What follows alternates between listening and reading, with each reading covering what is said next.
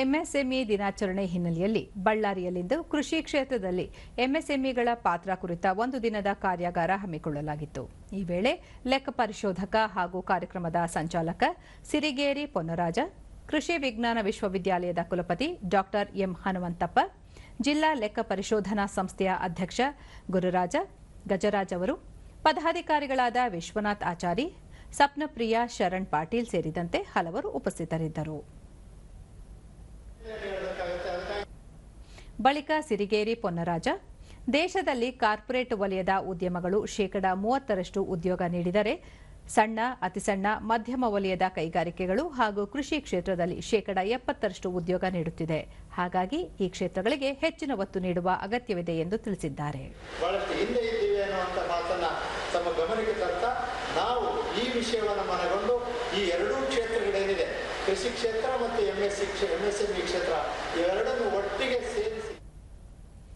Doctor M Hanumanthappa, Mahatma ಗಾಂಧೀಜಿಯವರು ಹೇಳಿದಂತೆ ಹಳ್ಳಿಗಳು ಅಭಿವೃದ್ಧಿ ಹೊಂದಿದರೆ ಮಾತ್ರ ದೇಶದ ಅಭಿವೃದ್ಧಿ ಸಾಧ್ಯ.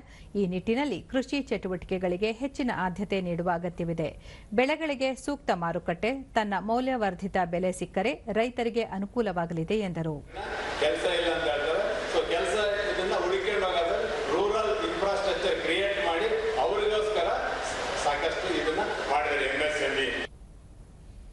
ದೂರದರ್ಶನದೊಂದಿಗೆ ಕೃಷಿ ಪ್ರಾಧ್ಯಾಪಕ ಡಾಕ್ಟರ್ ಬಿಕೆ ರಮೇಶ್, ದೇಶೀಯ ಪಶು ತಳಿಗಳ ಅಭಿವೃದ್ಧಿಗೆ ಹೆಚ್ಚಿನ ಒತ್ತು ನೀಡಬೇಕಾಗಿದೆ. ಅದರಲ್ಲೂ ಮುರ್ರಾ ತಳಿಗಳ ಅಭಿವೃದ್ಧಿಯಿಂದ ಹಾಲಿನ ಉತ್ಪಾದನೆ ಹಾಗೂ ಹಾಲಿನ ಇನ್ನಿತರ ಉತ್ಪನ್ನಗಳು ಹೆಚ್ಚಲಿವೆ. ಇದರಿಂದ ಕೃಷಿಕರಿಗೆ ಸಹಕಾರಿಯಾಗಲಿದೆ ಎಂದು ಹೇಳಿದರು.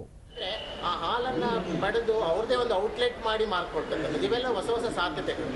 ಇದನ್ನ ನಾವು ಹಾಗೆ ನೋಡ್ಬೇಕು. ಜೊತೆಯಲ್ಲಿ ಹಾಲು ಹೆಚ್ಚು ಉಳಿದ್ರೆ ಅದನ್ನ ವ್ಯಾಲ್ಯೂ ಅಡಿಷನ್ ಮಾಡೋದು.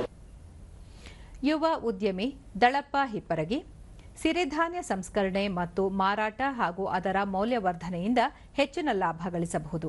ಉದ್ಯೋಗ ಹುಡುಕಿಕೊಂಡು ಬೇರೆಡೆ ಹೋಗುವ ಬದಲು ಸಣ್ಣ ಸಣ್ಣ ಉದ್ದಿಮೆಗಳನ್ನು ಸ್ಥಾಪಿಸಿ ಉದ್ಯೋಗ ನೀಡುವ ಕೆಲಸ ಮಾಡಬೇಕಾಗಿದೆ ಎಂದು ತಿಳಿಸಿದರು.